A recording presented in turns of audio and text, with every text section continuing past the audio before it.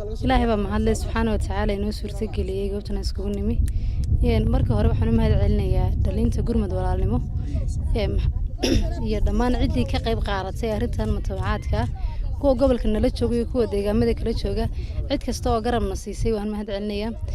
walaaladeedii horeeyay hadalkii dhameeyay hal fariin baan ku yara daray waxaan leeyahay dadkeena way baahan yihiin way diyaaceen way noo baahan yihiin haday caafimaad noqoto iyo haday abaar noqoto tii abaartii hore oo ay naga tagin oo afayna ku reebtay waa tii shuban kula dilaacday dhamaantiinba gacan qabashay nooga baahan yihiin marka dhalinyarada gobolka Togdheer iyo gaar ahaan dhamaan reer Somaliland waxaan leeyahay ka qayb qaata oo sida walaalahan maanta na soo gaarsiin mutamadaraadka uga qayb qaateen idinkuna uga qayb qaata runtii kaamkan dhowr 200 qoys baa ku filan burac waxa u jirtaa 5 kilomitir haddana dad aan qadayn oo quraacan oo rabaan taagaajonayo caruurtii hooyada ay ku dhaxmulayso baabka dhexdiisa aan gogol haysan runtii de waa aad ba runtii alla looga naxaweeye sidee inaga nolosheenii hore ku sii saacideysay dadkeena ay magaalada dusheeda ku gaajoonay waqtiyan